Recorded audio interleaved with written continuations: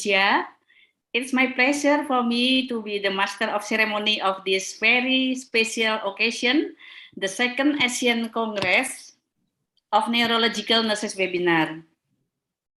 On behalf of ACNN, I would like to extend a very warm welcome to Professor Yoko Kato from Japan, the patron of ACNN, Matron Yi Zhang from Malaysia, the president of ACNN, all speakers, chairs, commentator, and all audience. ACNN webinar is part of the ACNN activities with the aim to share knowledge and skill as well as update nurses with the latest nursing management for neurological patients. There are two speakers for today. The first speaker, Professor Mojgan Hode, and the second speaker, Professor Anila Darbar. Professor Keki Turel and Professor Azmi Alias as the chair for this webinar. Our commentator today is Professor Suresh Neil. May I now call upon Professor Yoko Kato to deliver her opening remarks. Please, Prof. Kato is yours. Hi everyone, thank you very much for support the nurse meeting of the Asian Congress. I think not only the doctor but also nurse and some administrative parts. I think those three, the wheel is very important to improve the patient, the future result, I think. So today webinar is very gorgeous because two chairs and also the commentator and the closing remark, and also of course the host is Dr. Mrs. E, and also very famous nurse from Huashan Hospital can be the co-host. The name is Kao. So both of them are the moderates of today's webinar. The Moji and also the Anila is a very good friends because Anila, we went to the Africa together. That we spent several times in Africa. She is very beautiful, but she is also very brave, the female neurosurgeon. Moji is no need to say. She is very intelligent, and also that she covered so many fields, especially the functional neurosurgery. I think the Keki Tyrell and also Azmi and also the commentator, the Trigeminal, maybe we'll have a heat discussion among adults, the two doctors. Thank you very much. Thank you, Prof. Kato. Now, I call Matron Yi to say a few words. Please, the time is yours. We muted. Still mute? Matron Yi? Oh, I'm sorry. Okay. Morning, good afternoon, and good evening to all of you. On behalf of ACNN, I would like to thank Prof. Kato for her continuous support and opportunity given to us. And of course, special thanks to our speakers today, the chairs, and Prof. Suresh, our commentator. And I hope with this webinar, the neurological nurses will be able to upgrade and update themselves during this COVID pandemic. And I do hope we nurses will try our best and always give our best, good quality care to our patients with this webinar to improve each and every one of us. So with that, thank you very much. And thank you again for all your support.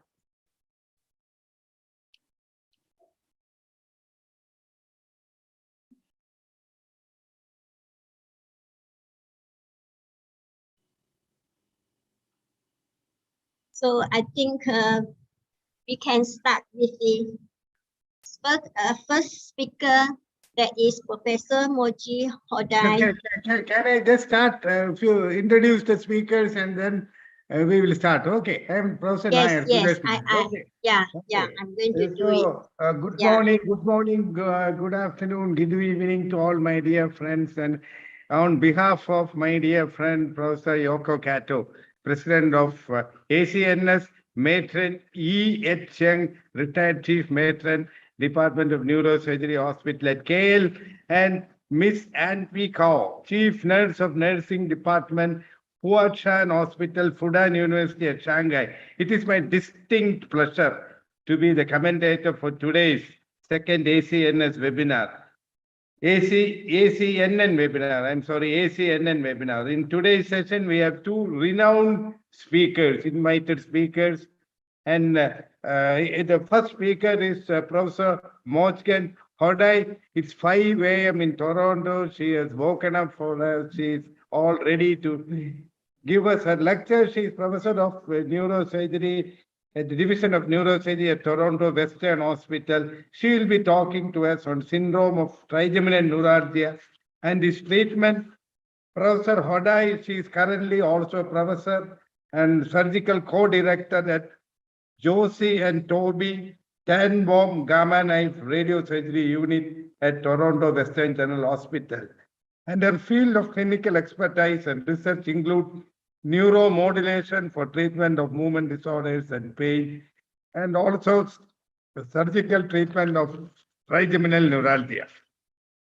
And our second speaker is Professor Anila Darbar. She is again a renowned faculty all over the globe. She is medical director and consultant neurosurgeon at Aga Khan University, Karachi.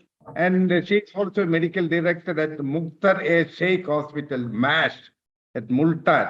And as I told, she is consultant neurosurgeon at MASH and Aga Khan University Hospital at Karachi. And she will be talking to us on the neuroscience nursing role, tradition, and future. And to chair today's sessions, we have two renowned people, two renowned surgeons. They don't require any introduction. One is my very close friend, Professor K.K. Turel. He is, if I introduce him, it is just taking coal to Newcastle. You still know, there is no person in the neurosurgical field who doesn't know K.K. Turel.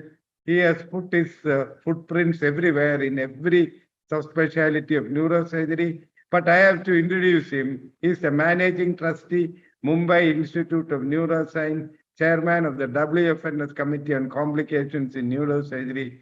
He is the past president, Neurological Society of India, Bombay Neurosciences Association, Academia Eurasiana Neurosurgica, Asian Oceanian Skull-Based Society. He is also the consultant neurosurgeon and chairman emeritus Department of Neurosurgery at Bombay Hospital in Mumbai. And his specialized interest is trigeminal neuralgia. I know he has operated more than 1,000 cases, and one of the first persons who told that it is not arterial compression but veins also could be a culprit for trigeminal neuralgia.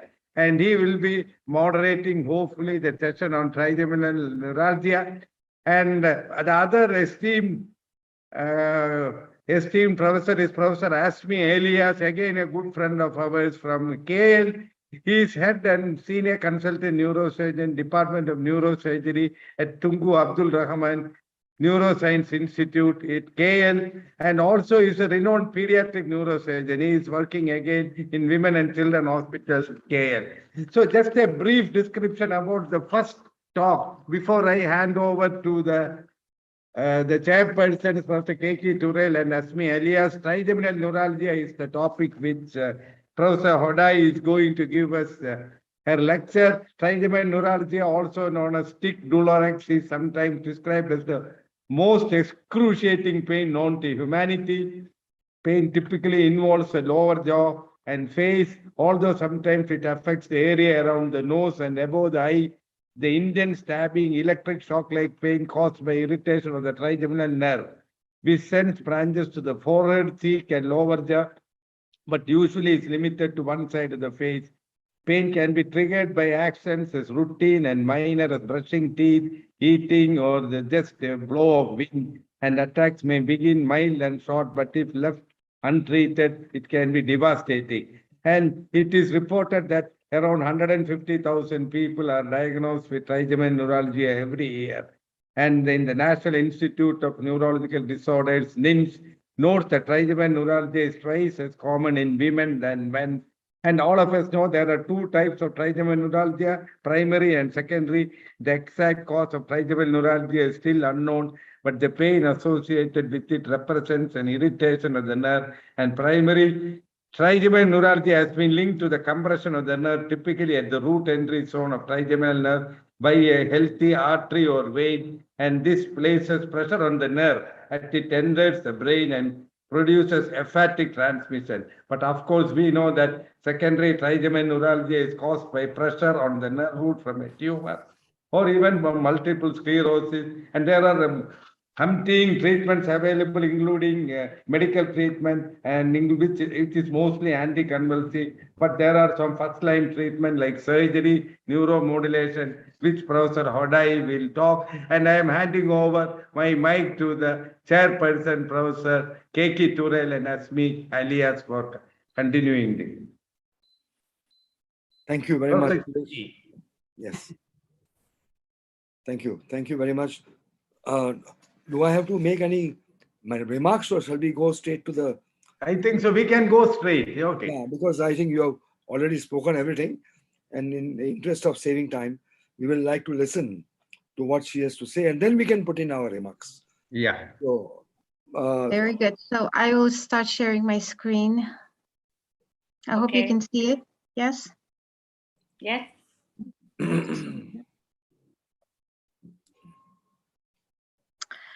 All right. Good morning, afternoon, and evening to everyone. Thank you so much for allowing me to be here with you and to meet you, even though virtually, and to speak about the syndrome of trigeminal neuralgia. I bring you greetings from Canada to all of the participants in the webinar, and thank you so much, Matron Yi, for inviting me and to be able to share this morning with our dear nurses. So it's been alluded to already. Dr. Nair, thank you so much for your very kind introduction on the topic of trigeminal neuralgia. This is a very severe form of facial neuropathic pain, which is often thought to be the result of compression of the trigeminal nerve by an adjacent arterial loop. And it's a great source of distress to patients. First of all, the pain is extremely severe. It's electrical in nature. And it's also the result of very mild sensory stimuli, so things that we're not particularly aware of inducing this type of pain suddenly result in this surge of electrical pain. So just gently touching the face, a brush of wind, or brushing one's teeth. So within all the different pain syndromes, trigeminal neuralgia is rather stereotypical, meaning that from one patient to the next, there's quite a lot of commonalities.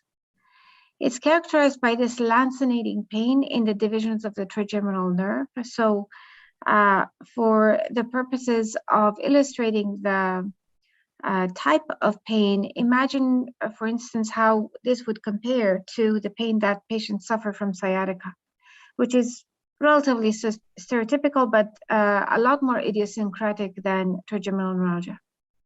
The lancinating pain is very, very common in these patients, is overwhelmingly unilateral, commonly affecting the lower branches compared to the forehead. Importantly, there's generally no pain in between attacks and no sensory disturbances.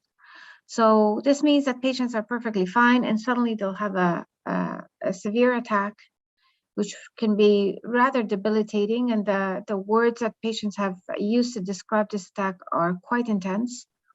But then that pain typically goes away and the patient comes down to pain of 0 as well until the next attack occurs. Occasionally, patients that are in extremis or experience this trigeminal neuralgia crisis, then they have very frequent attacks back to back.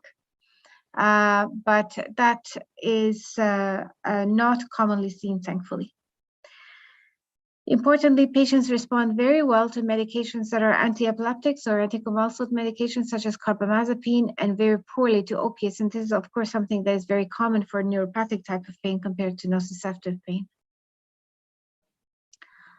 The way we think trigeminal neuralgia starts is based on aberrant signal transmission in the trigeminal nerve and the so-called ignition hypothesis. So the process is thought to be that there's a blood vessel that is very close, generally arterial, potentially venous, very close to the nerve. And obviously that does not occur such that there's contact and suddenly there's pain. That contact remains for some time. And slowly that can start in the generation of areas of focal demyelination in the nerve, typically at the point of greatest contact or compression. And these areas of focal demyelination can result in this ignition and aberrant signal transmission within the nerve. So based on this, we feel that microvascular decompression is generally the preferred surgical treatment for these patients. So this panel illustrates the type of contact that a nerve and a blood vessel can have. You can see that in general, the blood vessel and commonly the superior cerebellar artery is in proximity of the trigeminal nerve, but it can become in contact with the nerve, it can compress the nerve, or it can frankly distort the nerve. So this is important to note as to what degree this level of contact can occur, but importantly, the severity of pain is not dependent on the type of contact, such that patients that have distortion of the nerve don't necessarily have more pain than trigeminal neuralgia patients in whom you just see contact between the vessel and the nerve. So this is actually a key point, and the point that I flagged for the purposes of how we study trigeminal nerve as well. And hopefully I'll have a minute to discuss this later on. So this is what I mentioned earlier, the areas of focal demyelination that can occur within the nerve as a consequence of ongoing compression. And this results in decompression, allowing for rapid recovery of normal conduction, which results in relief of pain. So it's worth noting for a few minutes that trigeminal neuralgia fits within the context of what we call hyperactive cranial nerve disorders. And these are pain syndromes that are associated with all the cranial nerves, but particularly with the cranial nerves. And trigeminal neuralgia is just one of them, is part of a number of conditions associated with the nerve. In terms of the hyperactive cranial nerve disorders, these are of course very interesting because obviously within the context of the nervous system, we know that any level of compression or distortion, if it's in the central nervous system, results in a negative phenomenon. Whereas if it's associated with the cranial nerves, it results in hyperactive phenomena. So within the trigeminal nerve, we have the lancinating facial pain of trigeminal neuralgia. Cranial nerve 7 can result in hemifacial spasm. Cranial nerve 8 can result in tinnitus. And even so, lower down, for instance, compression of the vagus nerve, cranial nerve 10, can result in hiccups, intractable hiccups, and I've operated on these cases. Having said that, as we go down in the brainstem anatomically, the likelihood of these syndromes decreases. So the most common syndrome is trigeminal neuralgia, and there's a decreased incidence of the ones that I have listed here. And as I mentioned, within the trigeminal pain syndromes, trigeminal neuralgia is just one of them. We have other syndromes. Patients with multiple sclerosis can have multiple sclerosis type of trigeminal neuralgia, which in most cases is a very similar type of pain, but it can differ. There can be patients with trigeminal neuropathic pain as a result of either tumor or some level of injury to the cranial, to this nerve in the CP angle. There can be deafferentation of the trigeminal nerve and also post-herpetic neuralgia amongst other pains. So there are some differences into these syndromes. Obviously the etiology is different, that's very important, but at the same time, the potential type of sensory loss, the triggers for pain and so on are different. So this is an MRI axial view that illustrates the level of compression. You can see I hope you can see my mouse. You can see the trigeminal nerve coursing in the cistern on the left side unimpeded. And you can see that on the right side, it can barely be distinguished. And instead we have these two dots, which of course is the loop of blood vessel that is essentially digging into the trigeminal nerve and compressing it. So it's very interesting to think of this syndrome and why is it that we have patients with trigeminal neuralgia. There was an article in 2009 by Kim Birchall's group and Jonathan Miller being as the first author that looked into many aspects of this level of neurovascular compression. And looking at patients that don't have pain, we see neurovascular compression in almost 20% of patients. When patients do have trigeminal neuralgia, there is compression of the nerve in about roughly 60% of patients. So not everybody, about 40% of patients don't really have much of trigeminal neuralgia. Now, we could say that this article is from 2009. Maybe the quality of imaging was different. Of course, that's a possibility. But nonetheless, we still see that patients don't always have compression of the trigeminal nerve on imaging. And also make note of this, that about 40% or so of patients that have trigeminal neuralgia also have evidence of bilateral compression, but their pain is uniformly on one side only. So again, hold on to this with another clue, another part of this mystery of this syndrome. We can also have patients that can have trigeminal neuralgia secondary to tumors.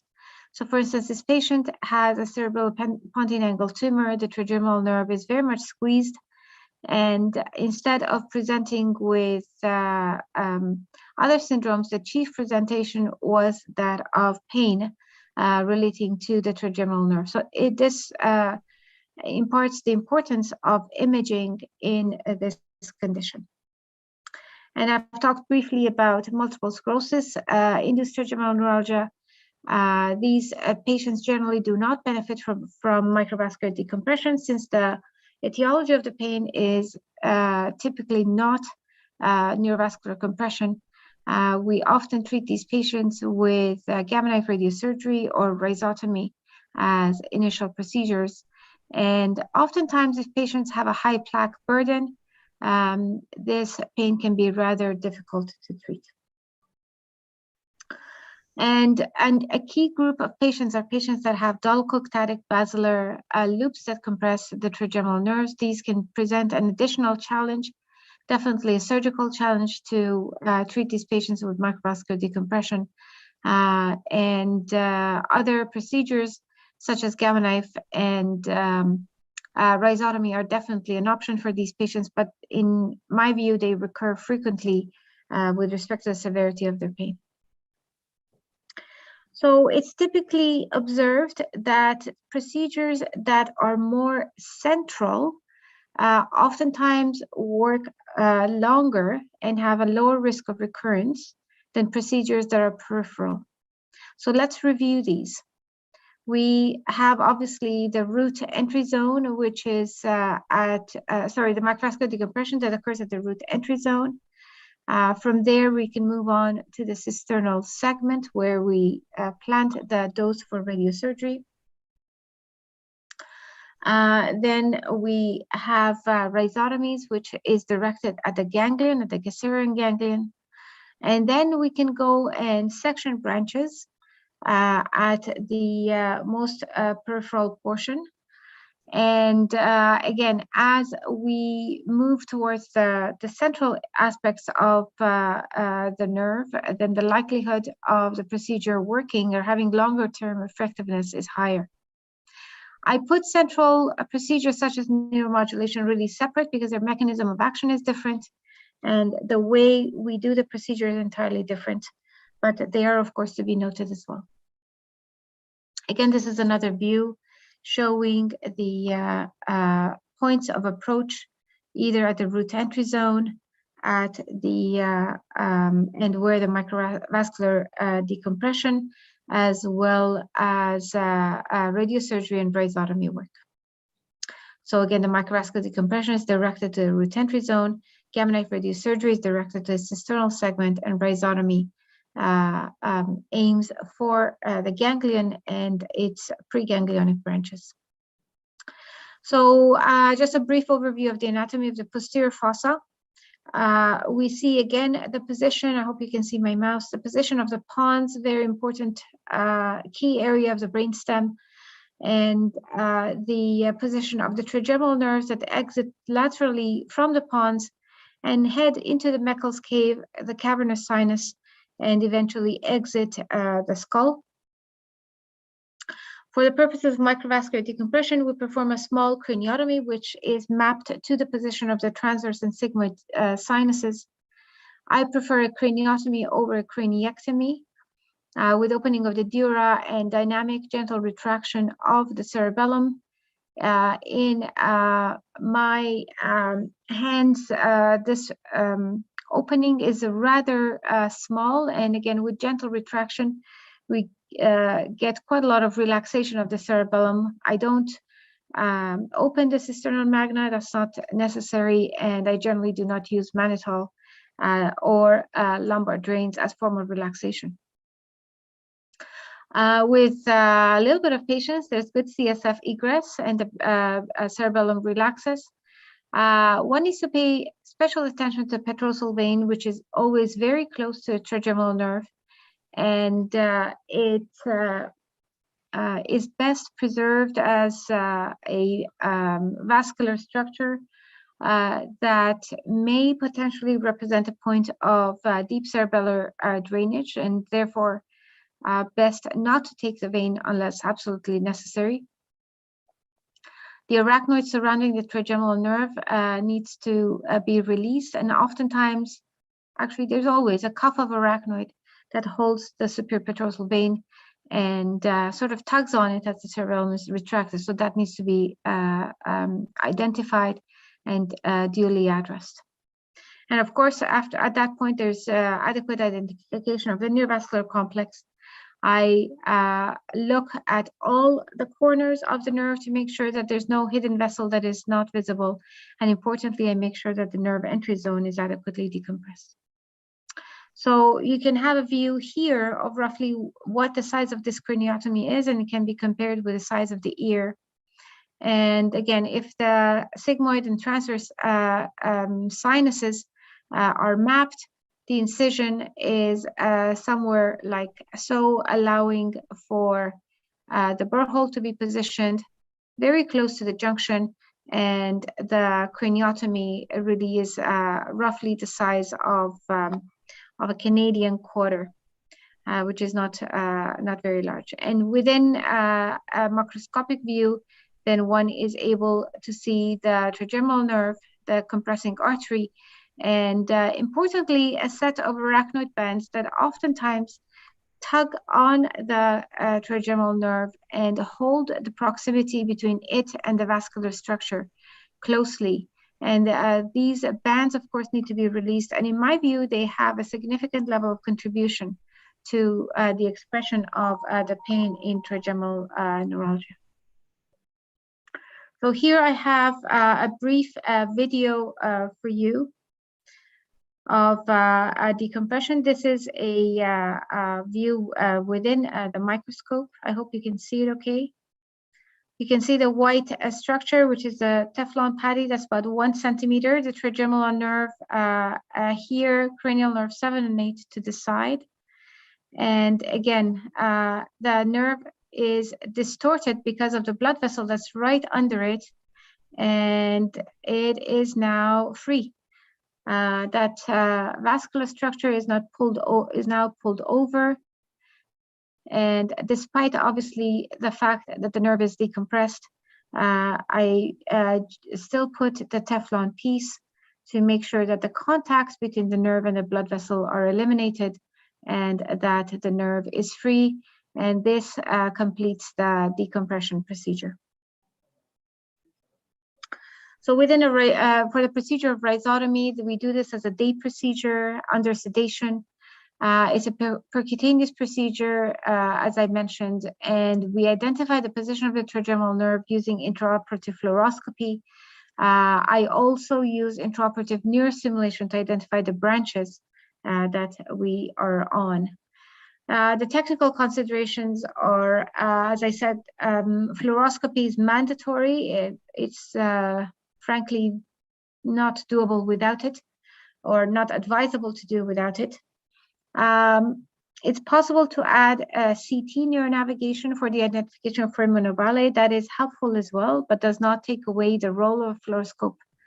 One can inject contrast material to ensure that we have reached the position of Meckel's cave. And as I mentioned, intraoperative stimulation is helpful as well to identify the branches.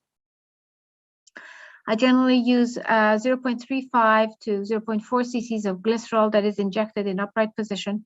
And if it's radio frequency, generally 75 Celsius for approximately 80 to 90 seconds, with an earlier test lesioning at lower temperatures.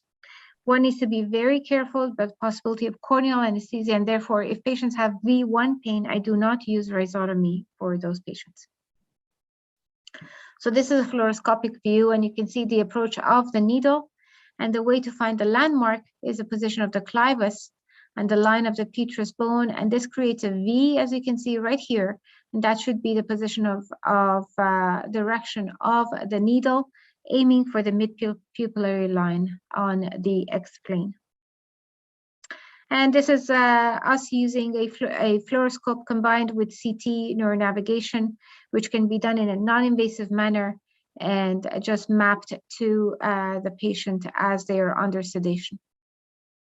And this allows us to pick the point of the trigeminal nerve at the foramen ovale, and helps at least with the initial guidance, and that's ideal to approach perhaps faster and also use less radiation. So generally this procedure is fast acting. Numbness is of course the most common side effect. We want to induce numbness. Generally the numbness is milder with glycerol and higher with radiofrequency.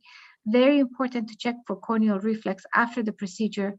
The loss of this reflex is potentially dangerous and needs adequate, patients need adequate information and postoperative care. Branch neurectomy is done infrequently. All three branches can be sectioned.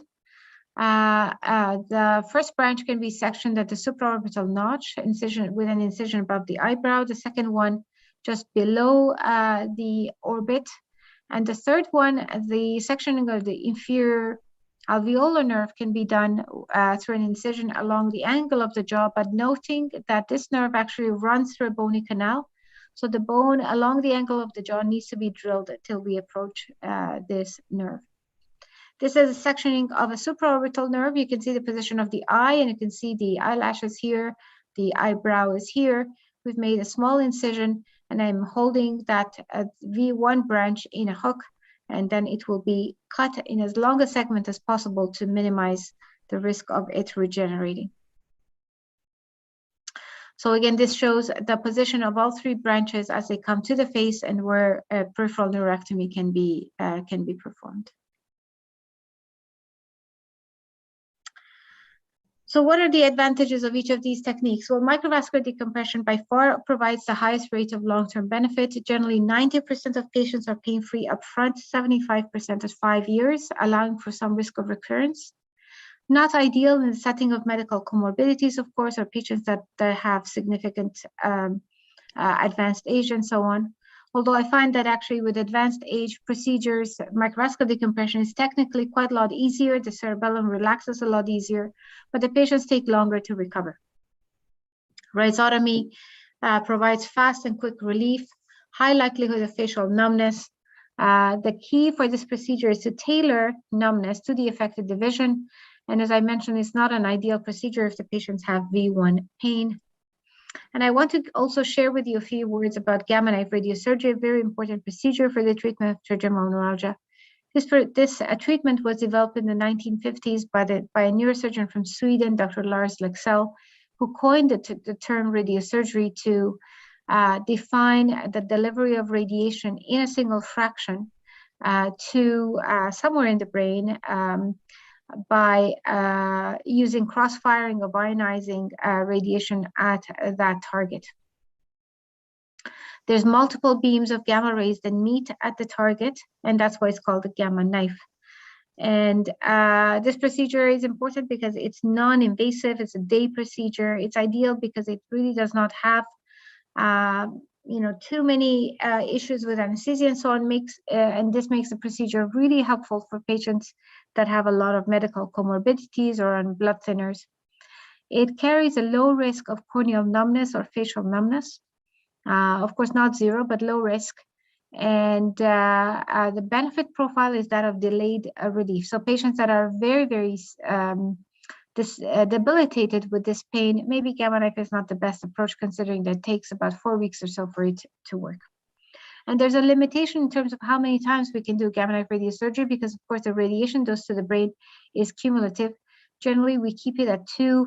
Very few instances do we actually go to a third at gamma knife radiosurgery treatment. But again, we don't want this cumulative dose to result in necrosis of the nerve and potentially result in longer problems down the line. So as I mentioned, the pain relief onsets about 3 to 4 weeks, occasionally early, and the numbness is uncommon, and importantly, it's delayed. So for gamma knife patients have a frame that is placed onto their head, and beyond that, they lie in the machine after the plan has been made. And the treatment plan ranges anywhere between 30 minutes to 1 hour.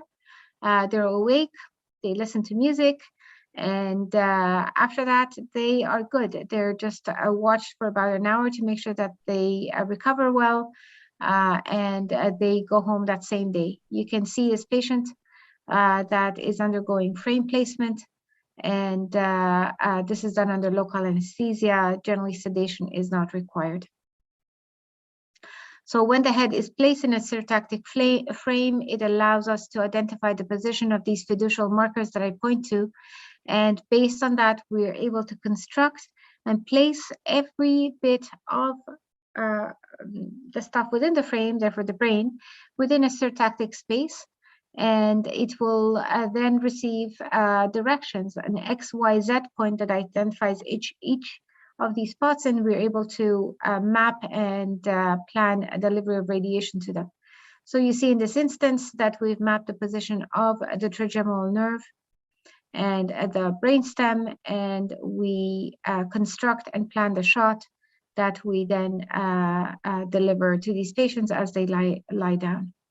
And this is similar in some ways and different from delivery of radiation with gamma knife to other structures in the brain. The similarities, of course, the frame and the pattern of dose definition. And the differences is that for functional neurosurgery conditions, we identify a single point in space, a single XYZ point in space, whereas for tumors such as this, we identify a volume. So the dose is constructed slightly differently. But nonetheless, the same principles hold. A few words about trigeminal neuralgia related to multiple sclerosis. As I mentioned, these patients are primarily treated with either rhizotomy or gamma knife, and rarely with microvascular decompression. Microvascular decompression can provide benefit to this group, but the key thing is that the pattern of benefit of patients with MS is very unpredictable. So they might wake up from surgery and say, oh, I'm really good, and in a couple of weeks have pain again, and sometimes they have much longer relief. So this makes it very difficult to have a good conversation with the patient and propose microvascular decompression. And one also needs to be aware of the risk of that brings to the patients who have advanced MS, and how they might recover from an intracranial procedure. And again, this illustrates the potential plaque burden in a patient with MS. And sometimes there's a high number of plaques supratentorially, sometimes there's a high number of plaques infratentorially, and that does not directly affect the expression of pain. A couple of words about neuromodulation. It's reserved for cases that are unresponsive to other forms of treatment or atypical procedures. I generally use peripheral field stimulation and very rarely now deep brain stimulation. Peripheral field stimulation is approached in a percutaneous manner. We advance the electrode to the field in V1 or V2 territories or V3. It's done under general anesthesia purely because it's so uncomfortable for patients to feel it, but the procedure is actually rather quick. It takes about 10 minutes or so to place these electrodes under the skin, and then they get tested.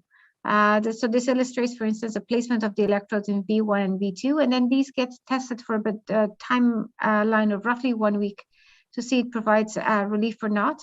If it does provide relief, then new electrodes are put in and directly internalized and connected to a pulse generator. So just briefly, this panel represents the type of procedures, the likelihood of early pain relief, and the likelihood of long-term pain relief from these procedures. And very quickly, I wanted to tell you about some of the important research that we're doing in this area.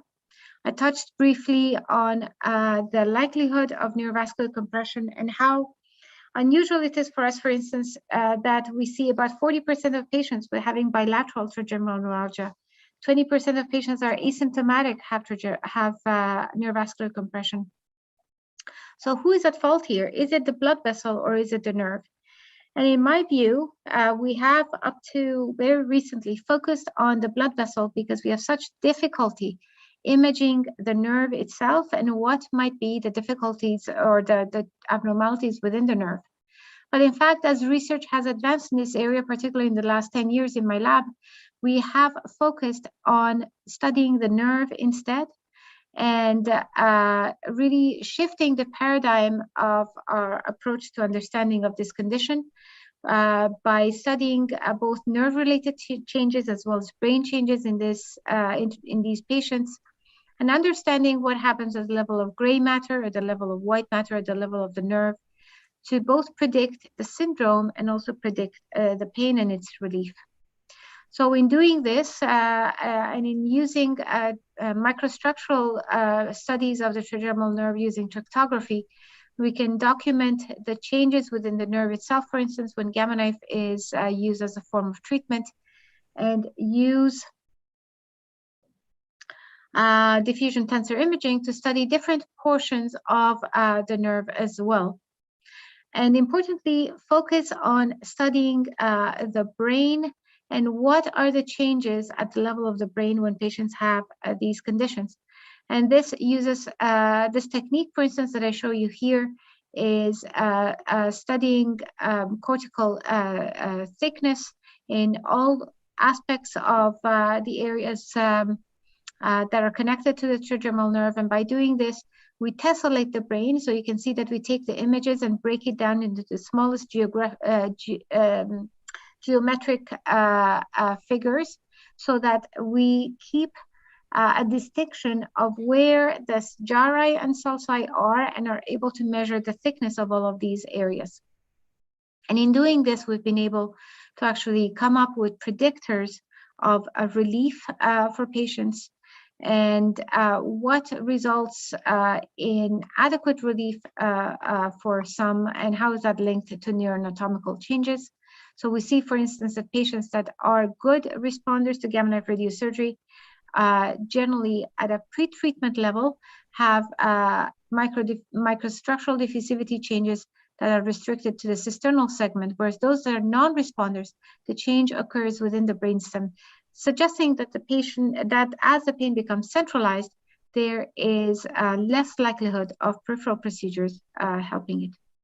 So the near future of trigeminal neuralgia research really, in my view, we've relied on purely clinical data for a very long time, and it's time to change that. We focus on studies that are very individualized, that study the patient's MRI to make decisions. And we hope that this takes us to a point of precision medicine and individual analysis, and that one day we're able to go from that initial chart that I showed you and us just distinguishing these pain syndromes based on clinical aspects alone to really using imaging as an important adjunct and not having clinical criteria as the sole identifier of these syndromes.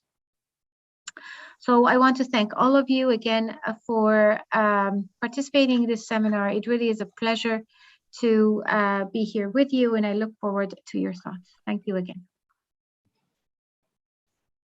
Thank you, Professor Hodai. I will ask Professor Keki Turel to lead the discussion now. Okay, thank you very much. That was very instructive, Mojgan. Very simple and very nicely explained. As you very succinctly summarized in the last slide, one nerve and many varieties of pain by different mechanisms and different etiological factors. So it is therefore it is very important to know the difference between classical or typical trigeminal neuralgia and other types of pain, and what we call as typical pain and atypical pain. Sometimes I wish we had discussed a little bit on that atypical pain, because very often patients are misguided, even by referring doctors and by neurosurgeons and neurologists about the right type of treatment. And as you know, typical trigeminal will respond brilliantly to MBD, but atypical may not respond so well. And the other issue that you also touched upon was, yes, apart from the classical clinical presentation, is the imaging, MRI. MRI is the gold standard because it distinguishes classic trigeminal from other types of pain, and like including MS and other causes of pain.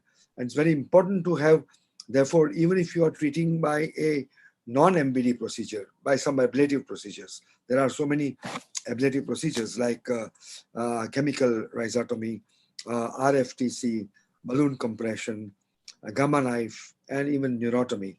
So all of these procedures, which you call as ablative procedures, they all result in numbness. And even if you're going to use these procedures for the treatment, it's important to know what the MRI shows. If the MRI, accordingly, the treatment will be presented to the patient.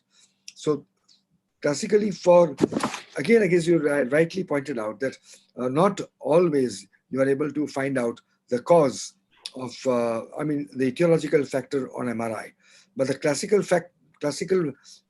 way to examine is for arterial compression, we do a 3D T2-weighted or TOF MRA, as we have mentioned, and for veins, which I have been constantly talking about as an important causative factor, not just the arteries, veins also. And veins can be seen by very thin cuts, high resolution, T1 post-contrast 3D sequences. They are the right pictures for identification of veins. And so veins are also not to be forgotten. And you must also not forget that in the same patient, you can have both arterial compression and venous compression. And you can have not one artery, but sometimes you can have 2 and 3. I have operated on a patient with 4 vessel compression also. So it is possible. I mean, it is very rare, but it is possible. So unless you completely look around the trigeminal nerve 360 degrees, you are liable to miss one or the other vessel, and therefore the recurrence may be seen. Talking about surgery, I don't know whether this is the right stage to talk about surgery and the nuances of surgery. Is it the correct thing to talk about surgery over here? Because it is, I think, mainly for the nurses. So do we talk anything about surgery? I think we can skip that, Keki. Yes, because that is far too technical an issue for from the surgical point. But for the sake of those neurosurgeons who are attending this seminar, I just want to make one comment, and that is the Petrozole vein. We all know that we have to separate the nerve, the artery from the nerve, the offending artery, which is superior cerebellar or ICA or basilar, separate them from the nerve. But there are sometimes veins. Now, the commonest vein that is in closest proximity is the Petrozole vein. And Petrozole vein has also many variations. It is not just one vein. It can be 2 or 3 tributaries, and very often they are just sitting right on top of the nerve, and very annoying sometimes to move them out of the field in order to gain access to the nerve, because they are sitting guarding that, very possessively, the nerve. And, and therefore, to separate this vein from the nerve is also very tricky. And I know that some neurosurgeons are impatient and they coagulate one or the other tributaries, or sometimes the whole vein, saying that, oh, well, in 95% or whatever percent they have in their mind, so many people do not have a problem. So we can coagulate and have an easy operation. I think this is doing injustice to the patient, because you never know when you can land into serious trouble by sacrificing an important vein. And therefore, the golden rule is, please try to preserve the vein to the fullest that you can, and do not sacrifice it. Otherwise, you find some other way to treat the patient, because I do know that there can be catastrophe after coagulation of this vein, whether this vein is done deliberately coagulated or accidentally coagulated. Whatever it is, it should be, ideally speaking, not sacrificed. Classically, we separate the artery from the nerve, and classically the neurosurgeon puts a piece of Teflon between the two, and that is called interposition. But a good operation would be one where you are able to mobilize the whole artery and reposition it at some other place, and that's called transpositioning, which is possible with a long looping vessel like a superior cerebellar artery. It may not be always possible with ICA, because ICA has many perforating branches going to the brainstem and to the hearing apparatus and the facial nerve. So I would say that transpositioning is a better way than interpositioning. Even long-term results are better when you have no Teflon than putting some interpositioning Teflon. So I think these are the few comments that I Okay. Thanks, Keki. We will ask Asmi. Do you want to pass some comments, Asmi? Yes. Yeah, thank you very much. I think I hear a very wonderful lecture. I really enjoy it. Even as a neurosurgeon, I learn a lot. We have a dilemma maybe in your country like Canada. I think a lot of people have a very good understanding about the disease, but some part of the world, for example, in Southeast Asia, sometimes as you shows that the most effective treatment are surgery, yeah. But then when they talk about surgery, they're really afraid. They prefer to have some other, alternative. For example, like even gamma knife, SRS, because there's no incision. But then some of them have a recurrence.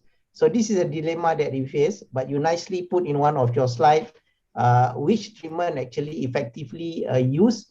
It depends on the which level of the offending problem. Yeah, like a preglycemic and so on. I really enjoy, but I just want to ask the speakers, Prof. Khan, whether you have cases where patient referred directly by the neurologist for gamma knife first, yeah, because patient either they don't want the surgery, or they're afraid about the surgery, or they're being influenced by the effectiveness of radiosurgery. So, and then how do you overcome this issue?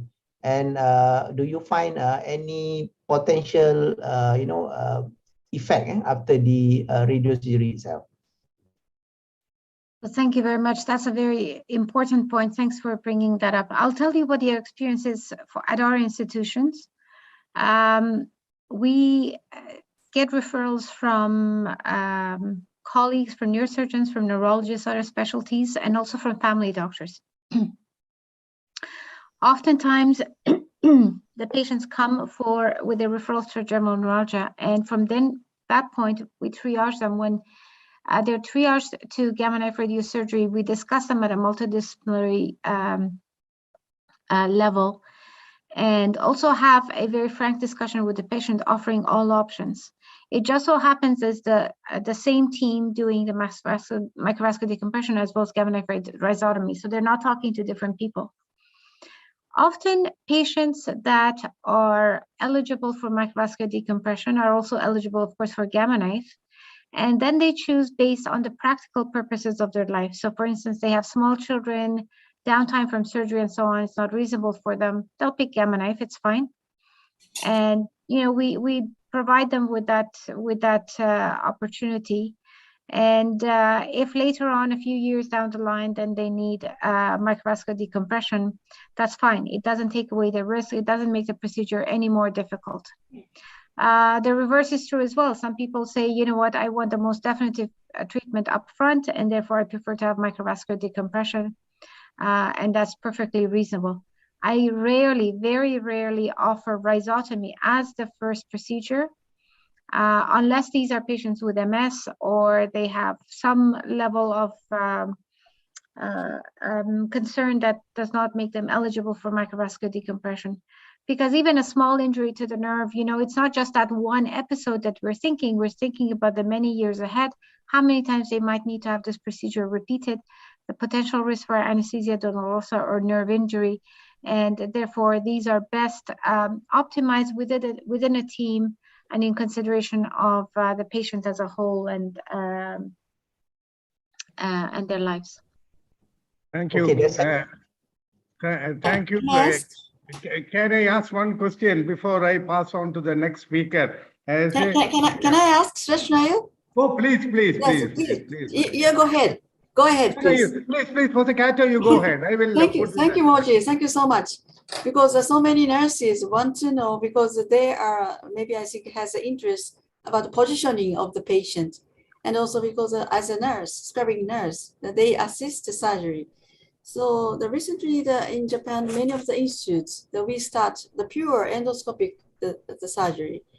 And almost it will finish in 2 hours. It's very less invasive for the patient, just a 2-centimeter incision. And also the most of the case, there's just transposition. So no more insertion, because insertion something is the next trigeminal neuralgia. So I think one is when we do the endoscopic surgery, so we do not think about the positioning. So I think maybe that you can maybe some answer for the nurses. Another question is just you showed us the 4 pattern of the vessels. I think the pain itself is very intermittent. So I'm very wondering why so intermittent. So there's sometimes very severe pain, but sometimes very brief. So I think but the vessel is always attached the nerve. So I think maybe some aging or some just like some diabetes or some hypertension, or what is the real cause of the such kind of the pain. And also you showed us a very final part is just prediction of the compression part. You research, very nice research. And recently our institute, we start with the CFD, we can estimate of the hot spot. That means is just compressive part. So I think it's very important to show the patients some kind of the such a compressive part before surgery. So please, we have some comment or Thank you, Dr. Kato. Very important question. So the first question was patient positioning. I position the patients at park bench, which requires low battery. Alert from low battery. And park bench position requires support both anteriorly and posteriorly. The head is generally turned to allow this retrosigmoid part to be flat. And very important that the surgical bed can rotate, and this will allow the incision to be small, and rather than the surgeon being in great discomfort moving on top of the patient, instead the bed rotates and makes the approach very simple. I don't do these endoscopically, but the incision is rather small, and the procedure takes, technical aspect is generally about 1.5 hours. So it's not very long, but I'm actually very interested in endoscopic approaches. Your next question was about why does this pain happen and why is it intermittent?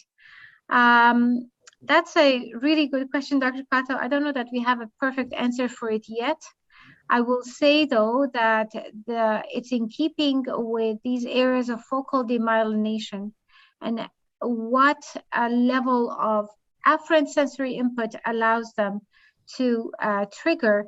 And instead of just sending that afferent input to the brain, it spreads laterally to other fibers, and that's why it gets amplified. Nonetheless, that doesn't directly explain its pure intermittent approach. Maybe if we had more time, I would tell you about some other research that we're doing into studying the brain in patients with trigeminal neuralgia and to what degree the brain actually has an input in controlling this pain. So whether it's this sort of brain-nerve, brainstem interface that results in sort of managing this pain or holding it at bay, or whether there's other levels of symptom control, it's not clear. And the third question was whether transposition alone or interposition. Well, I have to say, I think there's benefits to both. I have certainly done transposition alone, and then there's been, some delayed scoring, and a few years down the line, I realized maybe I should have put something there because when it comes to reoperation. But at the same time, I have also seen cases of Teflon granulomas that have occurred years after inserting this material. It's not always inert, and in some patients, the granulomas are tiny. And in some patients, they're huge. And once a granuloma forms and there's calcifications, it's so much more difficult to look after. So I think it's a field that we just need to pay more attention to. Formerly, like 25 years ago or so, there used to be Dacron patches, which really calcify, and those are not ideal. We moved from that to Teflon, but maybe Teflon is not the best thing to use. So it's something to keep in mind. Thank you. Professor Morgan, it was a great lecture. And before we conclude this session, just a couple of questions from my side. One is, what do you suggest for deafferentation pains? One of the most difficult things to treat. Do you have any of the neuromodulative treatment for that? And second is, rare complication of trigeminal cardiac reflex. How often do you see this? Because this can disturb, because the BP can crash because of central vasodilatory stimulation. Your views on this, Professor Hoda? It was a great lecture as always from your end. Thank you so much. So for patients that have deafferentation type pain, and neuromodulation, particularly peripheral field stimulation, is now my most favorite approach. It allows us to have an extracranial approach to this condition. It's very safe. It can be trialed. It's expensive, obviously, because the electrodes cost money, but oftentimes quite helpful to patients who then have some level of control in managing the device and have an improved pain profile. With respect to the trigeminal cardiac reflex, this is something that anesthesia needs to be well aware of. So we have had episodes of asystole, we have had severe bradycardia, we have had hypertension, we have had hypotension. So these are all possible. And again, when we are on the nerve, anesthesia needs to be aware and be ready to monitor and intervene. And of course, if something were to happen, so for instance, patient goes bradycardic, we just stop for a couple of minutes, have that normalize, and then we resume.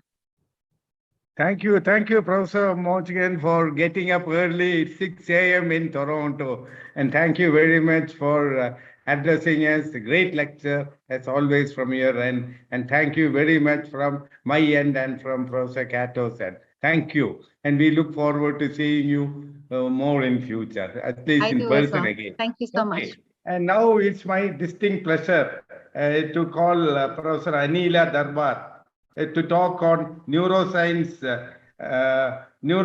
nursing, role, tradition, and future. Before I hand over to the chairperson, a few comments from my end, introduction to the topic. The development of neuroscience nursing always paralleled both the development of the institution itself and the specialization of neuroscience nursing. And during the last 4 decades, nurses have established themselves as leaders within the institution and within the nursing profession. Neuroscience nursing was first reported as an observational practice under the tutelage of Sir Victor Alexander Horsley, a neurosurgeon at the world's first neurological institute, the National Hospital in Queen's Square, London.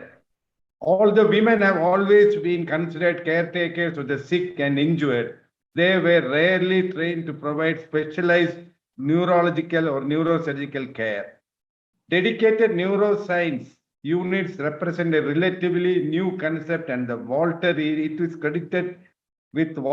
Dandy is credited with opening of a 3-bed specialized care for postoperative neurosurgical patients in 1923 at Johns Hopkins Hospital. Even though the concept of NICU came, nurses working there treated patients with disease processes other than with a neurological dysfunction. And before the advent of CT scans, nursing care relied on close observation of patients and changes in their level of consciousness.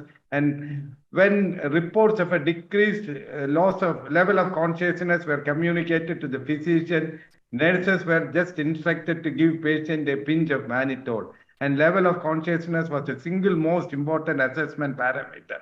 NICU had no cardiac monitors, there were no invasive blood pressure monitoring. Temperatures were measured with mercury-filled thermometers, and blood pressure were measured with traditional Swingo manometers. The physical component of nursing was demanding those days, and there were no specialized equipments for the nurses to monitor the patient. And nurses used to work 8 hours a day, evening, or night shift. And lastly, dedicated neuroscience nurses see themselves as individuals who do not give up. They do not lose hope. This trait does not translate to inappropriate expectations for a cure in an otherwise hopeless situation. Rather, it translates to nurses who are willing to adapt and family members who adapt to an often dramatically different role in life. And sometimes it means translating the hope for a cure into the hope for acceptance. A neuroscience nurse sees the possibilities and expression of hope rather than a patient who appears to be incapable of doing anything. And future advances in technology will be used to expand web-based neuroscience nursing to develop nursing standards of care based on evidence-based models and to continue to promote and support excellence in nursing care. With this small introduction to the topic, may I invite Professor Anila Darbar. I have already introduced her to give her lecture on neuroscience nursing, role, tradition, and future. Professor Anila, please.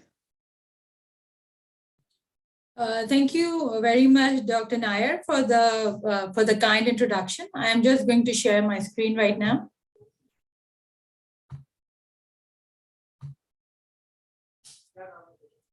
Can everybody see the screen? Yes. Yes.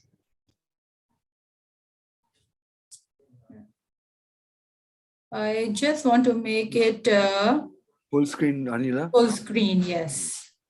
Okay, hold on, I'm missing the edge over here. It should be at this corner, right there, okay.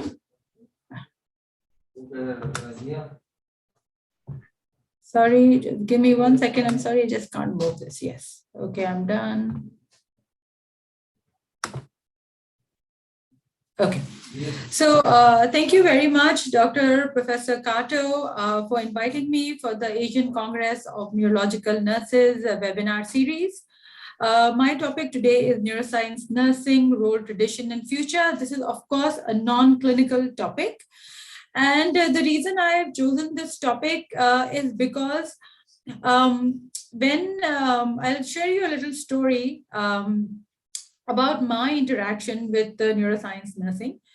I was trained in upstate New York in Syracuse, and I still remember very distinctly My first ever night when I was on call as a neurosurgery resident, I was year 1, I was very scared. And we used to take care of ICU as well, because at that time we did not have any ICU specialists. So the neurosurgery residents used to take care of the ICU and the floor and everything, and we only used to have one nurse. And I distinctly remember that particular night when I was on call for the first time in my life, one of the patients in the ICU actually died. And the reason he died was because of some issue with the blood pressure monitoring and things like that.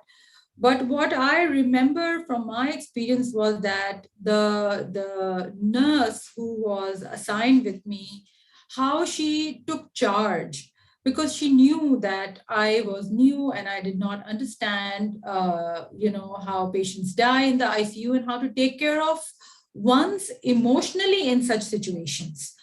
And how she guided me to take care of the patient, how to take care of the family, how to inform, the hospital staff and everything.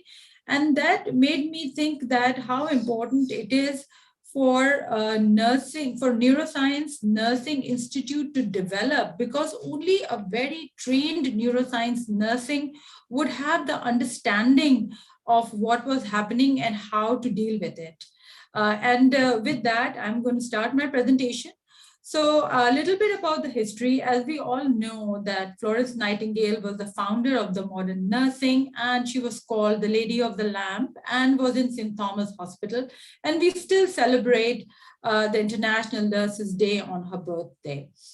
And a little bit of history that of neuroscience nursing, already alluded a little bit by Dr. Nair, was that in 1870 was marked as the first report of neurological nursing by Sir Victor Horsley, who invited nurses to observe neurosurgery to better take care of the hospital. And then the National Hospital in Queen Square also was become recognized for neurosurgical care by the help of neuroscience nursing.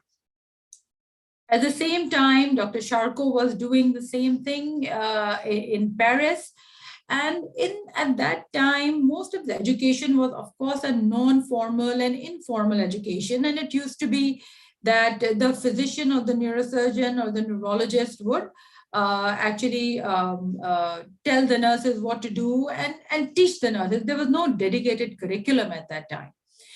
And also the neuroscience was a part of both neurology, neurosurgery, and psychiatry were intertwined as a mind and brain unit at that time, which I found later on dispersed. And now, again, at this point in time, all the neurosciences are back again combining together. But at that time, Dr. Charles Mills was the one who actually wrote a book about neuroscience nursing of neurology and insane, which means that psychiatry was almost considered a part of neurosurgery in those days. And as neurosurgery and neurology developed, it became clearer that we need to train more nurses who are specialized for neuroscience and neurosurgery. And at that time, United States became the first country to start formalized education and formalized training. Now, as you know that, I mean, even in the medical school, I remember that, there were people who liked neurosciences, and then there were people who did not like neurosciences. And the people who did not like didn't even bother to understand neurosciences. And I wonder if it's the same with the nurses as well. So a general nurse cannot do neurosurgery or neurology because there's a lot of lack in the interest over there. And therefore, the need of neurosciences training emerged. And of course, as I said, in the US first. And Amy Hillard became the first superintendent of nursing in 1910 and organized the first postgraduate course in neuroscience nursing. And in 1923, Dr. Dandy, who was a protege of Dr. Harvey Cushing, who's considered as the father of neurosurgery, opened the first specialized care unit for postoperative neurosurgery at Johns Hopkins in Baltimore. And then at that time, the real neurosurgical nursing took root and within the specialty of neurology and neurosurgery. So so this was a little bit about the history of how the neuroscience and nursing developed. And initially, the neuroscience nursing was also a very traditional role. And mostly it was they are the care providers. And in the World War II, a lot of nursing developed when people had a lot of spine and head injury in the world wars. And at that time, they were nuns and they were military personnel who actually were then at that time trained to start taking care of patients with neurological problems. And at that time, there were also churches who were actually sponsoring nurses to work in these warfront zones. And so that also emerged another generation of nurses who were interested in taking care of brain injury and spine injury, etc. And when we talk about neuroscience nursing and in general nursing, I feel that the patients, the most important thing is actually the care and the compassion. And there are some nurses who just get it right, and then there's some nurses who just don't get it right. So there are patients who would be complaining that, oh, my bed is soiled, it hasn't been changed, I have leaky catheter, I have IV fluids that's not working, I have a high fever, and my sheets are never straightened out, my cannula is not replaced, or who is going to take the blood sample, the phlebotomist or the nursing, and all these struggles about the roles also of a phlebotomy, a nursing, a care provider, all sort of were actually in silos. And what is more important was that all these roles need to be combined. And I feel the nurse who actually combines all these roles together doesn't care that, oh, I cannot take a blood sample because, you know, a phlebotomist will do it, or I will not change the sheet because it's the work of a junior nursing staff to change the sheets, etc., makes people work in silos. So what I feel that when you develop any kind of nursing institute, whether it's a neurosciences nursing institute or any kind of nursing institute, the first thing that needs to be incorporated as an idea for a junior nurse when they are doing their BSN course is the idea that no work is beneath you. And anything should be, it should be okay to do it. Of course, the work are divided if you are if you're very busy, but nothing should be beneath it. And I hope that the new BSN nursing, the first basic course they did, I hope the nursing school are actually inculcating this idea into nursing. Certainly at Mukhtar-e-Sheikh Hospital in Multan, we just starting our own nursing school this year. And for me, this idea of that nothing is beneath you, and the most important role of a nurse is care and compassion is something that I, along with, as a medical director, along with the Dean of Nursing, are inculcating into these, the junior nursing staff, so that when they grow up, they also sort of get this information disseminated out to other nursing students. As I said, the core problem becomes when people actually work in silos, and that is something that the whole system needs to be changed in. And of course, it's a cultural change, it's a mindset change. But as I said, that some nurses get it right. And these are some of the sentences that I've heard from the patients saying that, oh, my nurse took care of me so much that I would be lost for words. or my nurse was an angel and a shining star, or she took extra time out of her shift to comfort me, or she went out of her way to take care of my home stuff, and without them, I wouldn't survive. So again, there are some nurses who get it right, some don't, and the persons don't. And what I'm trying to inculcate the idea into the junior nursing who are actually listening to this lecture is that that do not work in silos, work together. And the most important thing would be for that your patient should always come first.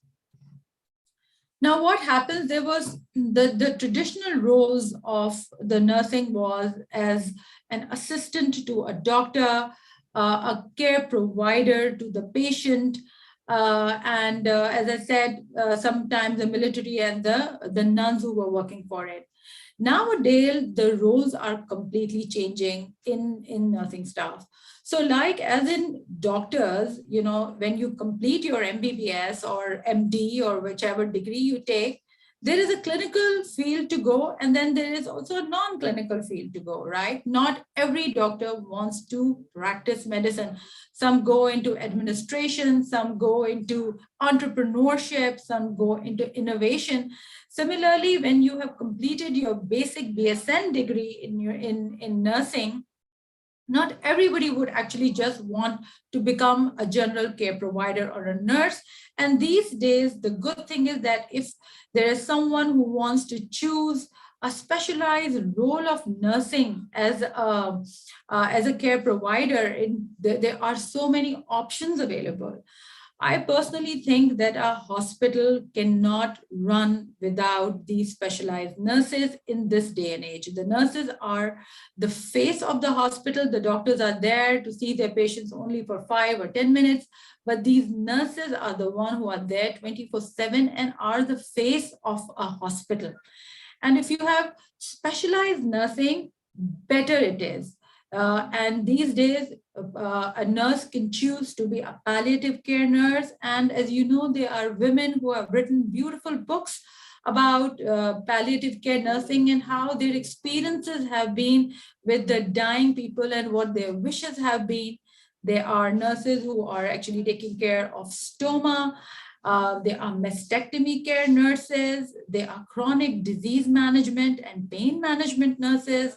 There's also nurses who can do simple minor injury treatment in an acute care setting. Physician assistants is a very, very common phenomena in being a nursing specialist. These physician assistants can work not only with just the doctors, they are along with the hospitalists. They can also be physician assistant in a private payer setting with a neurosurgeon, with neurologist. If you are, if there is some sort in neurology, there is also a lot of Parkinson's disease and stimulators are placed, and some of these nurses are also taking care of setting up those devices. The roles are what I feel that from the traditional roles these days, the roles are completely different. Then there is research, which is a huge a field that the nurses can go in, because grants are written, which are sometimes not only just multi-centered, but in fact, multi-country grants are there. And these nurses actually help in doing the double-blind studies, collecting the data, contacting the patient. So there's another role that a nurse can also fit in. Dialysis is also one of a very specialized role of nursing. So what I wanted to give the idea to the nursing students who are listening is that not all nurses can be just simple care providers or just a nursing role, but you can also actually go into very, very specialized field, become specialist of that area, and that not only increases your, you move ahead in your career, but it is also, it gives you an edge, both financially and as career-wise, to do something different. However, when you when you specialize, I feel there are some challenges that are there. One challenge is that you lose the role of traditional care of a nurse, which is a typical nurse, because again, you have so many patients to deal with. You always tell the patient that, oh, my role is only this and my role is not that. And again, the silo starts to happen. Although there's an increase in the clinical knowledge, there's an increase in the technical skills, there is increase in the treatment coordination, increase in vigilance to identify patients who are deviating from the expected trajectory. But what I feel sometimes that the compassion and general compassion and the care actually gets lost sometimes. It of course doesn't happen to everything. I'm just saying that this is one of the challenges that I have noticed in specialized nursing care. Another challenge that I have noticed when you go into a specialized nursing care is that many countries grossly underinvest in nursing training. And when not only they underinvest, but they also are unable to retain them. Now, this is a problem that I see in third world countries like Pakistan, India, Bangladesh, Nepal, is that the biggest challenge that happens is they are very underpaid. Not only underpaid, but underappreciated as well. Still, the concept that the nurses are lower than doctors are still persist in third world countries. And as a result of which, they are underpaid and they are underappreciated. As a result of which, even if you have a beautiful nursing school like we have in Aga Khan University, Karachi, we trained a lot of nurses. There's a great nursing school out here. But after a little while, I see that the migration starts to happen. These people, these really trained nurses who are really specialized start to move to Saudi Arabia. Some of them are moving to UAE. Some of them are moving to Kuwait. And I think that the inability to retain is because of these two reasons that I mentioned, which is being underpaid and being underappreciated. The third challenge that I've seen in nursing is that there's a risk that advances in technology mean that patients are seen as physiological system and not feel. And again, the idea that I'm alluding back again and again, that the compassion and caring somehow, which is the hallmark of a nurse. When you think about a nurse, that's all you think about, is that this is loving creature who's angel-like, who's going to take care of me, who's going to cure me. It sort of is an idea that I feel that is sort of losing with the generation as the generations are passing.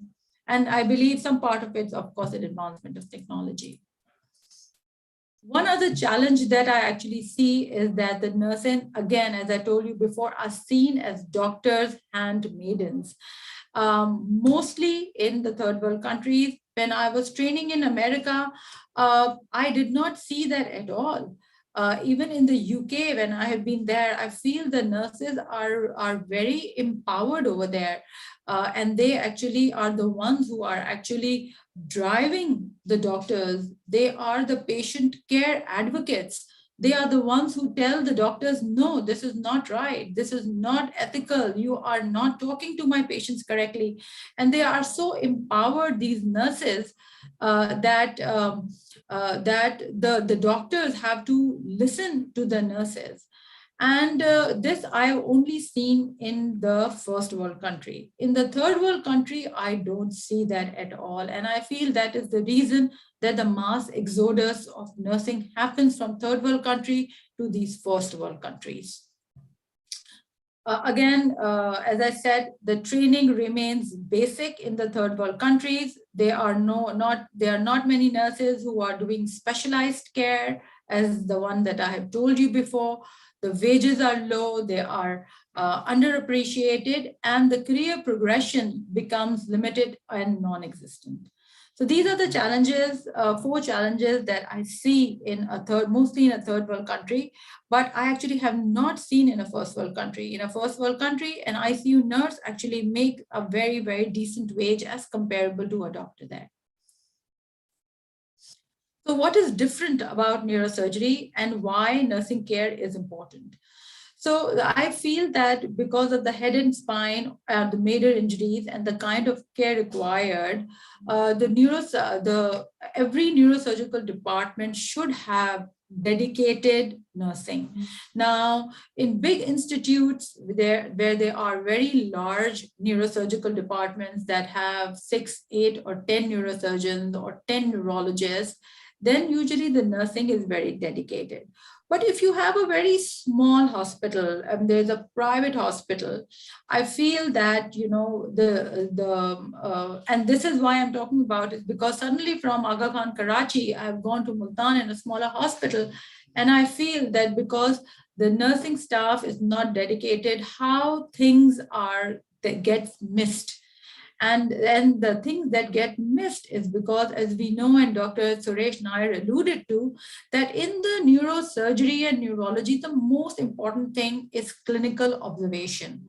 The patient's neurological status is the biggest determinant of taking care of the patient in a timely manner. And if the nurses are not trained and they're not experienced, training we can give, but a lot of the learning comes from experience. And if it's not experience, they will miss out on the change in the GCS or the dilatation of the pupil or changing from a flexor to an extensor posturing.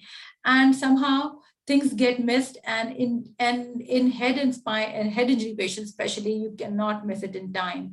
So what the message I want to give is that even if there is a smaller, in bigger institute, that's not a problem. But if there is a smaller institute, again, dedicated nursing for neurosurgery and neurology is an absolute must. A general nurse cannot do neurosurgery and neurology. So they should be trained, they should be separated, and their jobs should only be to take care of neuroscience patients. Similarly, when you have major surgeries and if there is a clot in the brain or something happens to the spine, and if the nurses are not experienced, they will certainly miss the boat. To transform the neurosurgical experience, as I said before, dedicated neuroscience nursing is important. And I feel that US plays a very important role right from the early 1900s to formalize a very dedicated neuroscience nursing. And even the European nursing went to the US in early 1900s, started the course, and now, of course, dedicated neuroscience nursing is all over the world. And it is a very, very rewarding field to go in.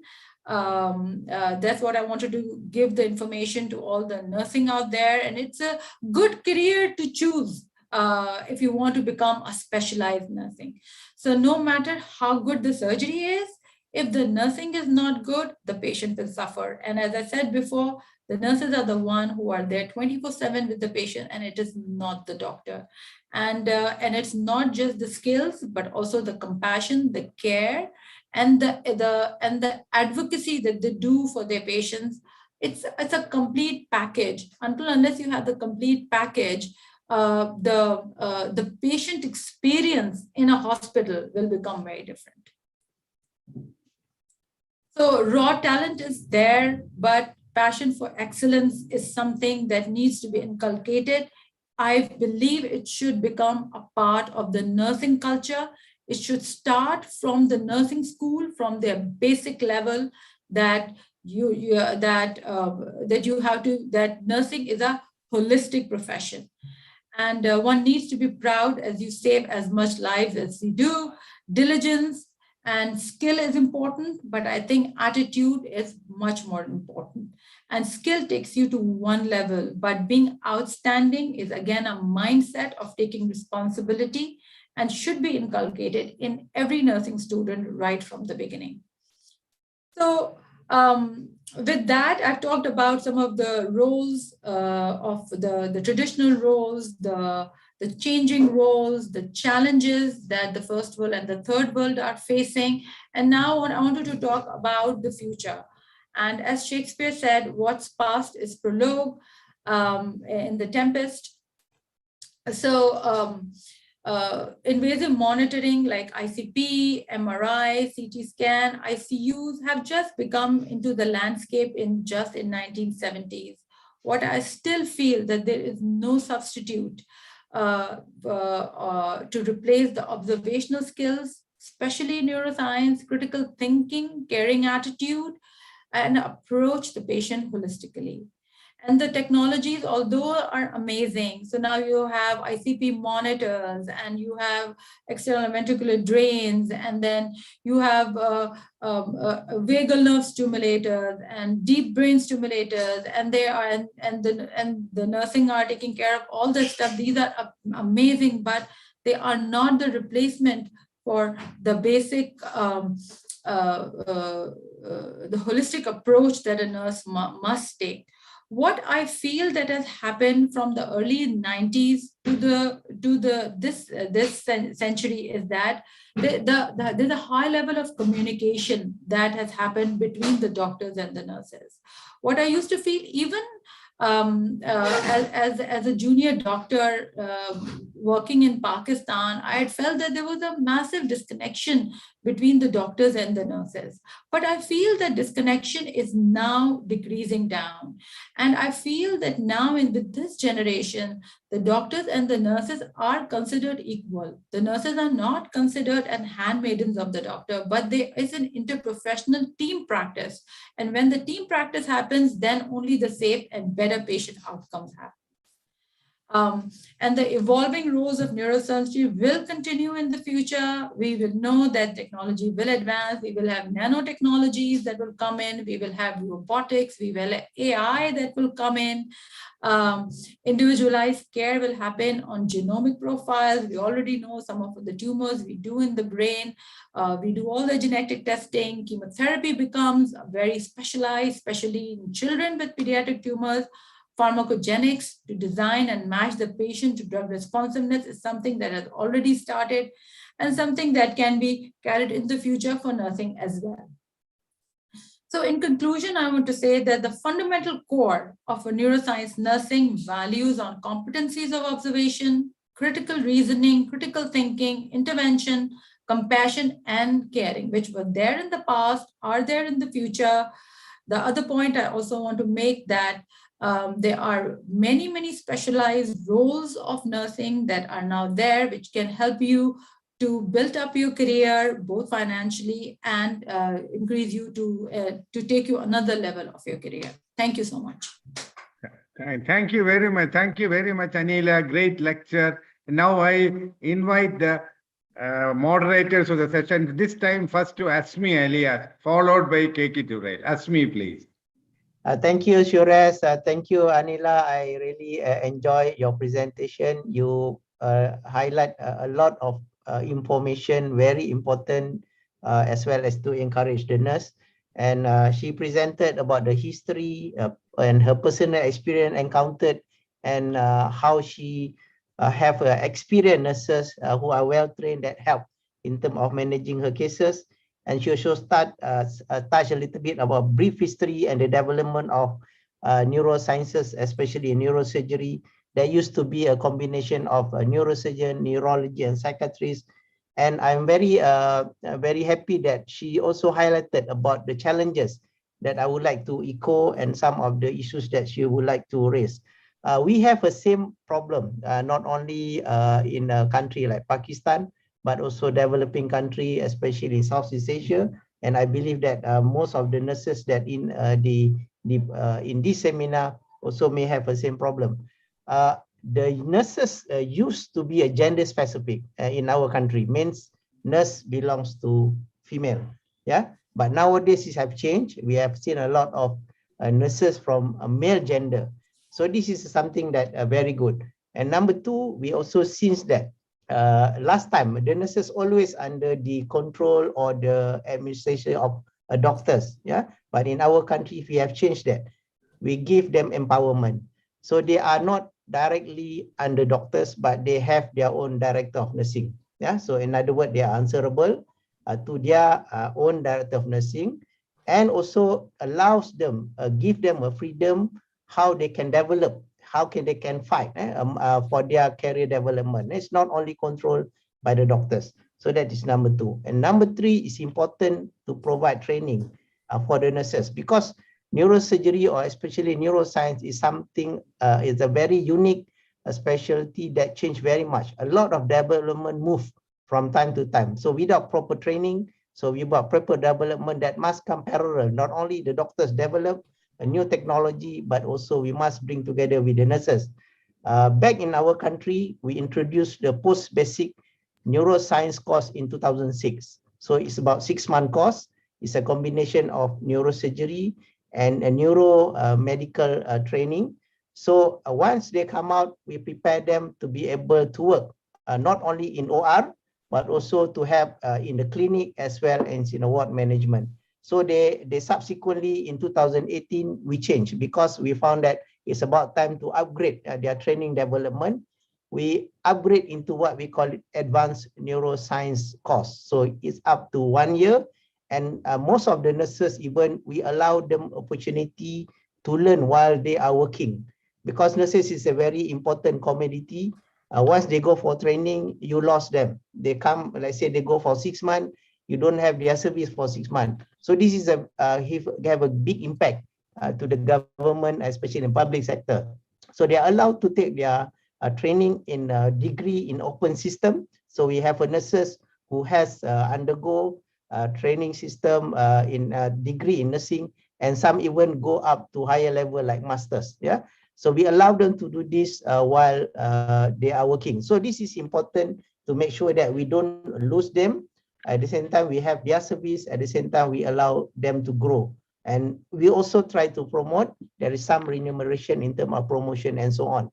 And also very important as a doctors to remember that nursing is our front line. Most of the time, for example, the surgeon, we may spend 2 or 3 hours or 6 hours in surgery, but the rest are actually the patients spend time with the nurses. So they are our brain, our eye, our hand, front line. If the patient deteriorate, the nurses who are the first one who see the patient. So very important that we must train them.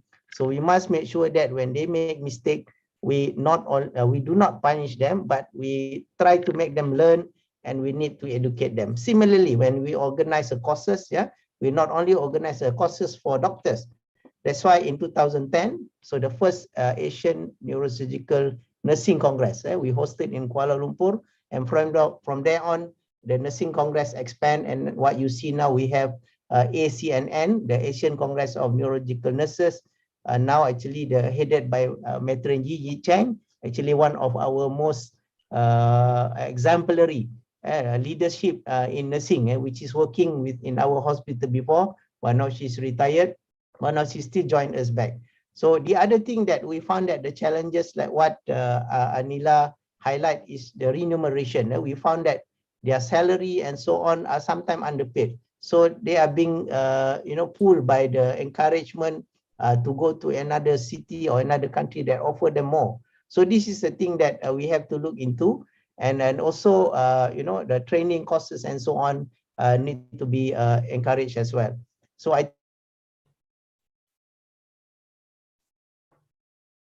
during the pandemic. So the courses, for example, the training and the advanced nursing program is being affected. And some of the nurses also has been to redistribute to cover the ward to take over in terms of managing the pandemic. So there are hiccups. So this is among the challenges that we face now, but we hope that as the time goes, so all this pandemic will go, and then we will get back to the track. And I really appreciate on behalf of myself, or even among the neurosurgeon, we have many new nurses here. So you are our main front line. We really depend on you. So we hope we can work together. So we will give any support that we can in order to make that you can develop not only for the doctors, but also the nurses, and also for the development in terms of your career, in terms of promotion and so on. So I think that is my simple comment. So maybe I pass to Professor Keki Turan. Probably you want to add anything? Keki, you are muted. Keki, you are muted. Unmute. Yeah. Okay. Fine. Thank you. Yeah. Thank you. Thank you, Anila. Wonderful seeing you and such a nice and lucid presentation that you made today. I'm sure all the neuronurses of the Asian continent will be gladdened. You've given them so many important points and so much of encouragement also. And I fully agree. I would echo many of the points that you have made, especially for education and training on one side, the importance and responsibility that we have to give them, and at the same time, empowerment. All these points were very nicely exemplified by you. But I think we have to understand that they are as important for our neurosurgical outcome as we doctors are, whether it be in the OR or it be in the ICU or even in the floor.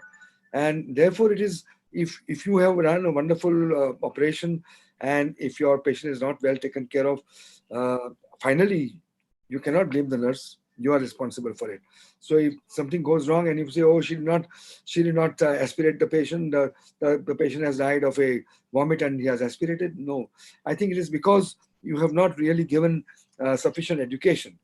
When we go on our rounds, we frequently find the doctors forming the core they form a ring around the patient's bed, and the nurses are standing back row behind, holding the files like a little baby, and they're just physically there. Their mind is somewhere else, whether they are thinking of something different or not, but they are not there physically, they're not mentally. And therefore, I always pull them in the front and I say, okay, tell me, you present the case to me. What do you think about the patient's condition? And then they start fumbling. So you have to give them responsibility and you have to teach them. This teaching should not come only from the nurses, that is the senior nurse or the junior nurse. I think our junior doctors who are going on rounds should also be teaching them the nuances of neurological examination. At least I, even as a consultant, still do that. I still bring the girls in the front and say, I ask them questions. Okay, what is this third nerve? What do you call it? Tell me the names of cranial nerves, 1 to 12. Or tell me, what is the Glasgow-Coma scale? What does it mean? What does E, M, and B mean? Ask them questions which will make them think and tell them, okay, why is this like that? Why is the pupil dilated? What is the meaning of a dilated pupil? And so if they are made to think that way, then they are made to understand that way, then they will immediately realize that, okay, something is wrong. It's not only a dilated pupil that matters. Even a constricted pupil can have a meaning. Even a non-reacting pupil can have a meaning. So all these small changes like bradycardia, how important it is from the ICP point of view. So all these things are quite important. So we have to teach them. I always say that there are no bad students, only bad teachers. So if you are a good teacher, you will get a good neuro nurse. And I don't want to put the blame on the nurses. I want to say that we have to first teach them and first train them so that we can get ultimately the benefit. Our patients will get the benefit of a good neuro nurse. And therefore, education and training is the first seeds that you have to sow in order to reap a good harvest. Give them importance, give them a pat on their back when they've done something very nice, and keep on teaching them. Even in the OR, when we are operating, the nurses have come from different places. And mind you, we surgeons are also very different. I want my instrument to be given to me in one particular way. They hold the forceps, so a nurse will hold the forceps from here. I said, no, hold it from the opposite side. This is my end. You can't hold it from this end. So how to hand over an instrument? Well, some surgeons are quite, they are not very particular about it, or they want it in a different way. So you go on telling them, go on improving them, go on and telling them making them aware as to why what you're saying is correct or not correct. And the third thing is, the next thing is that when we are going on rounds, sometimes we find that the nurses are in the station room, and the patient is the patient is in the ward, as you said, lying with dirty linen, or the IV line has leaked out, or some blood is leaked out. And these girls, where are they? Nowadays, they are playing on their mobile, which is a very sad thing. I frequently find that instead of looking at the patients and giving them care, they are busy with their phones. This damn mobile phones has really been sometimes a curse instead of an advantage or a blessing. And we need to tell them to put their phones away and only use it for professional purpose. And even if they have time, they should not be spending their time on the mobile, but they can go and talk to the patient, give them a pep talk, or hold their hand and take them out on a walk. It's not just the job of the physiotherapist. A neuro nurse will also do that. She will also call a ward boy or somebody, get the patient out, give them physiotherapy. It's not only the half an hour that the physiotherapist spends that is useful for the patient. Even the neuro nurse can do physiotherapy. So all these little things, but somebody has to encourage them. Somebody has to teach them and tell them that these are your responsibilities, not just charting the TPR, blood pressure, and giving the rice tube feeds. Is not where your job begins and ends. Your job is, as you mentioned, holistic care of the patient. Take care of every aspect from the time they come to the time they leave. Well, Anila, anyway, you've done a wonderful teaching today, and I don't think I have really significantly much more to contribute. And I must thank Yoko for this, and Yijang, and all of you wonderful nursing trainees and teachers who have organized this especially for the neuro nurses. I think we will be completely incomplete without the neuro nurses. We want to give them an equal, we are partners. Let us tell them that we are partners in patient care. You are no less and I am no more. We are equal partners in the final result. That should be the message that they must get. Then they will feel good and strong about it. Thank you. Thank you, Keki and Professor Asmi, for your pearls of wisdom. Before I give to Anila for her final comments from Professor Yoko Kato, Professor Mochgan, and also from Dr. Liu. Before I give to Anila for her final comments. Professor Kato, please. Yes, but this is the nurse webinar, so I want to get some comment from Dr. E, Mrs. E, and also Dr. Yampei from Shanghai. Yeah. Yampei, how are you? Hi, everyone. Hi. So you can give us some comment, please. The whole webinar. I think it's wonderful presentation from Anila. Talk about a lot of challenges in nursing, and also interested in Asmi Alia's new training courses. I think maybe we can talk more with you later. Lots of things. I think it's very interesting. Lots of challenging. For example, about how to improve the nursing caring progression. I think it's very important things. So I think we can, the physicians and the nurses, we can do some more on cooperation and can then we can improve the nurses values and improve their technology and skills. And of course, important is their attitude, maybe changes in neuroscience area. So I think this is important. We can do more in these areas. Thank you. Thank you, Yampei, because we all expect the 13th Asian Congress, which will be held in Shanghai, Dr. Mao in. We really expect it. Thank you. Yeah. Is it October, at the end of October? Yeah. 3 days. Look forward to meet you in Shanghai. Welcome. Thank you very much for your nice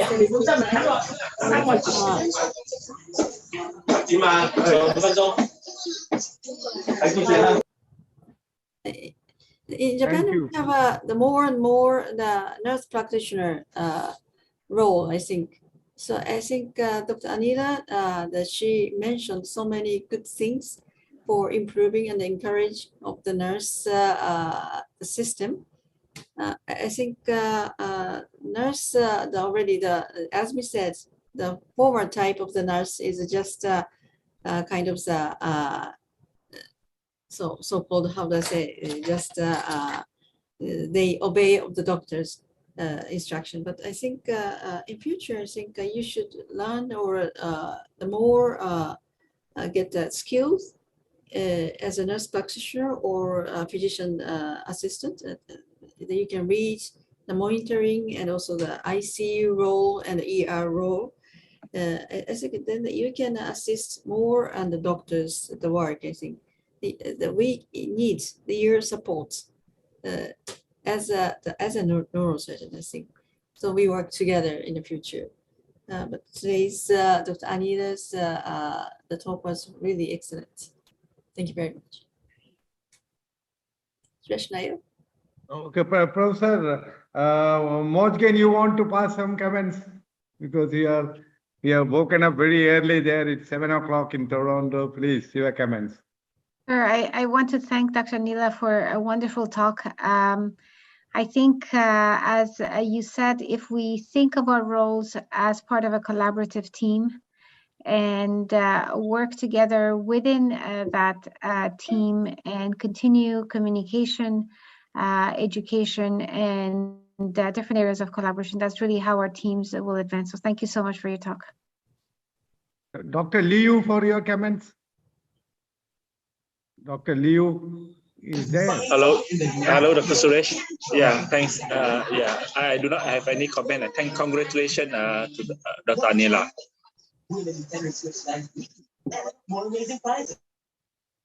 Okay. Now, lastly, I will hand over to Dr. Anila for our final comments before we wind up this great session. Anila, please. Dr. Nair, thank you for my comments, but my nursing director from my hospital, Mahmoodul Hassan, is also here, and I would like him to do the last closing comments, please. Okay, please. Okay. Thank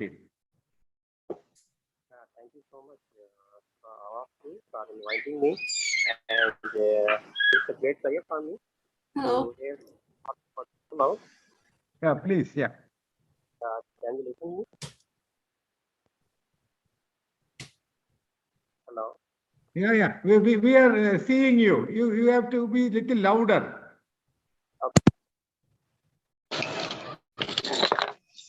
I hope now I am audible. Yeah, you are audible. Yeah, thank you so much for inviting me, and it's a great pleasure for me to attend this virtual webinar, and it was really very helpful. I give special thanks to Professor Mogan for giving a wonderful lecture on trigeminal neuralgia, and I also give special thanks to Dr. Anila, and I also very excited that today I see the perspective of a surgeon or doctor, what they are thinking about the nurses and where they want to move the nurses. Actually, at this time, I realized that the doctor and nurses, they both are combined and joined together, and they actually focusing on the patient care. They want the outcome. They want the recovery of the patient. So they actually highlight the challenges, and I am very excited, and I really surprised that she point out that actually the very good challenges which are actually the nursing profession is facing. Number one was the brain drain, which is truly sad, which is actually happening in our country also. Second is the technology. Technology is actually giving us some time for monitoring purpose, but the clinical understanding is mainly depend on the observation, so which is particularly related to the nursing.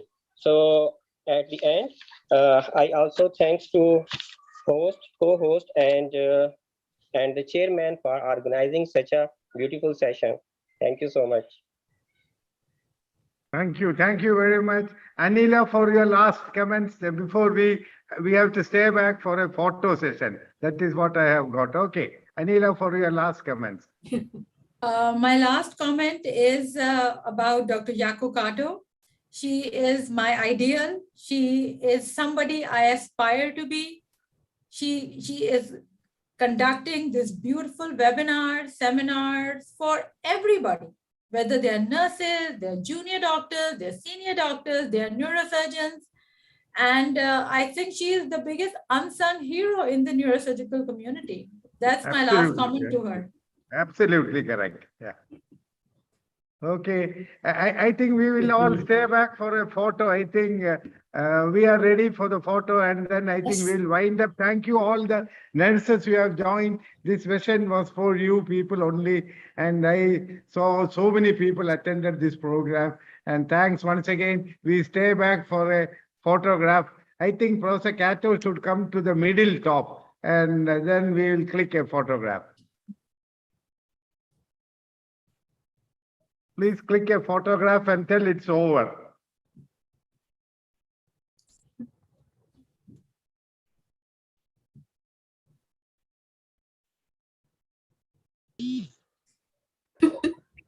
Okay, Thank you. Thank you very much. Okay, Thank you very much. Suresh. Thank you, Suresh. Thank you, Prof. Kato. Yeah, thank you, Anila. And thank you, Moji. You. And also, Bye, everyone. Thank you so much. Drill, and also the cow. Thank you very much. You look Thank very you, beautiful. everybody. Thanks. Thank you. Thank you. Thank you. Thank you very Goodbye. much. See you. Wonderful webinar.